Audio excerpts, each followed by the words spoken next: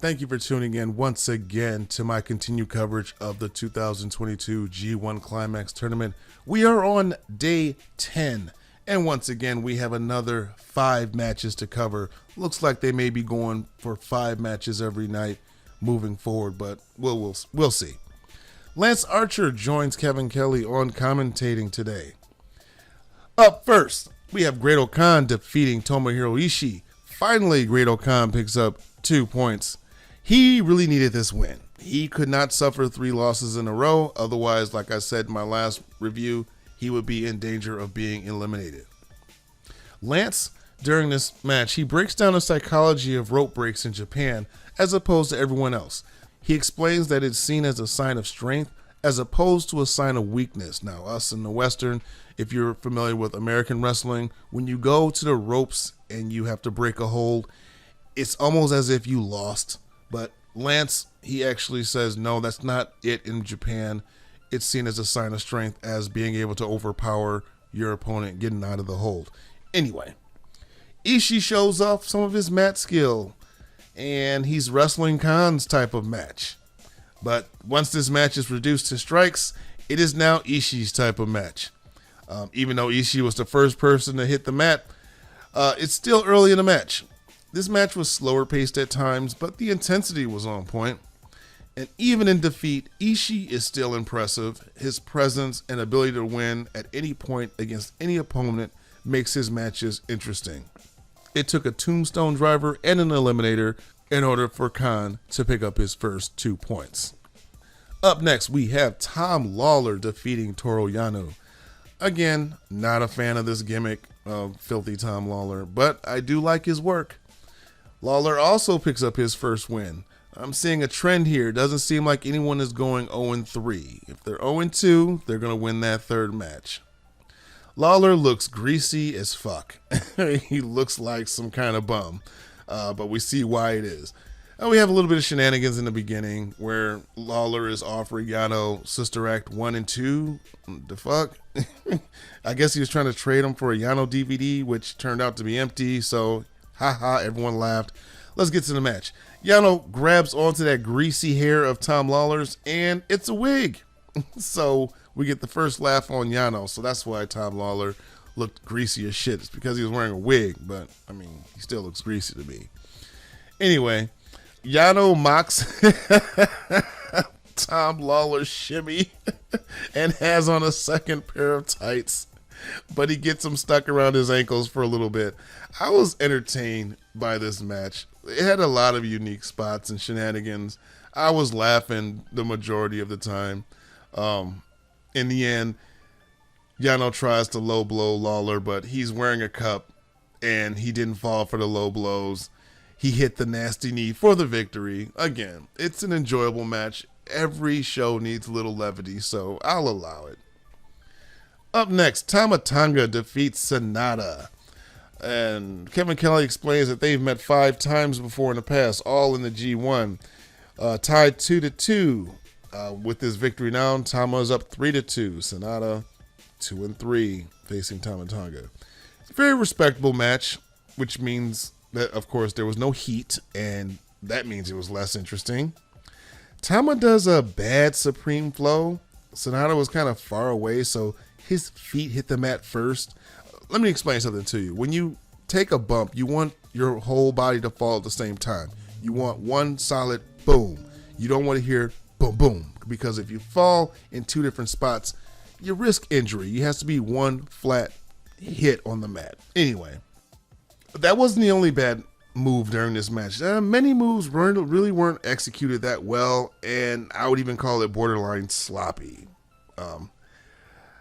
Wasn't too happy with this match, but in the end, Tamatanga caught SANADA with the gun stung and secured the win and the 2 points. So, yeah, not too happy with that, but let's move on.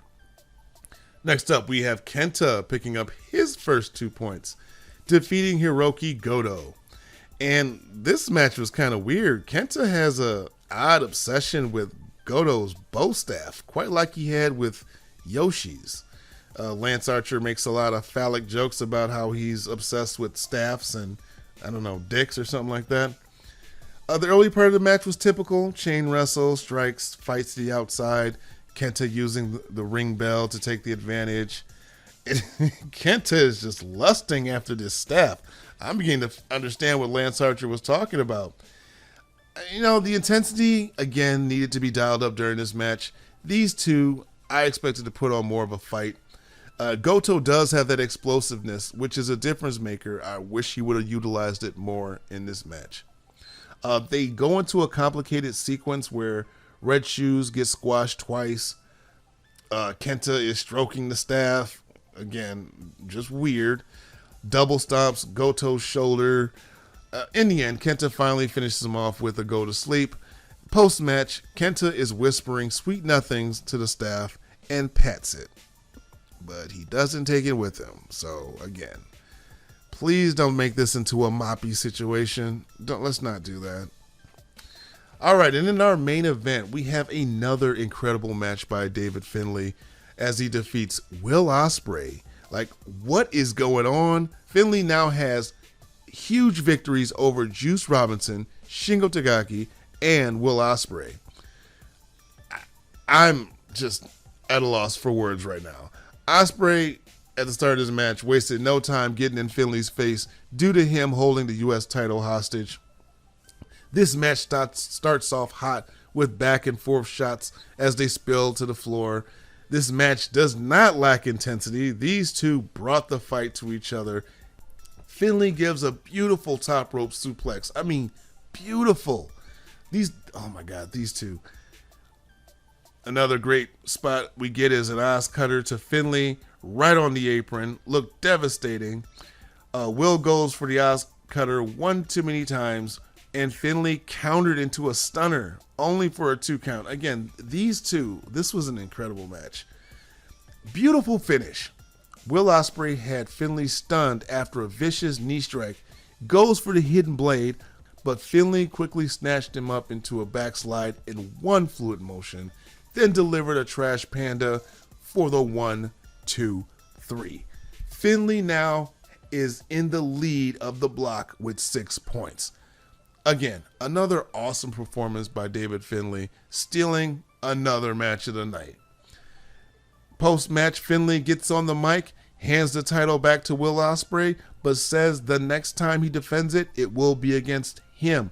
He claims that this is his year. Fans doubted that he would beat Juice. He beat him. Shingo, he beat him. And Will Ospreay. He looks in the camera and says, "Do you believe me now?" And I find it hard not to. I'm saying it now. I think David Finley has a really good chance if they keep this momentum going of winning the block. So we shall see. He's already has a victory over Will Ospreay. So in a tie situation, David Finley gets the win. So I'm going to have to go with David Finley winning this block. But all right, after 10 nights of action, let's go over some of these points. In the A block, Okada is leading with 6 points. Bad Luck Fale and Jeff Cobb trail behind with 4 points. Everyone else has 2. That would be Tom Lawler, Jonah, Toru Yano, and Lance Archer.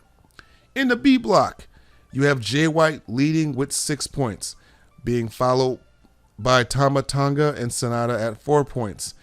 Tai Chi, Ishii, Great-O-Kahn, and Chase Owens each with 2 points. In the C block, we have Zack Sabre Jr., Hirooki Goto, and Tanahashi tied at 4 points. Kenta, Naito, Hanare, and Evil trailing behind with 2 points each. And in the D block, David Finley in the lead with 6 points, followed by Will Ospreay with 4. Everyone else, ELP, Yoshihashi, Shingo Takagi, Juice Robinson, and Yujiro Takahashi all stuck at 2 points. So, there we have it, folks. 10 nights of action. We still have a lot of the tournament to cover. Be sure to hit that subscribe button because I'm covering each and every night of this tournament. Until next time, come get slammed.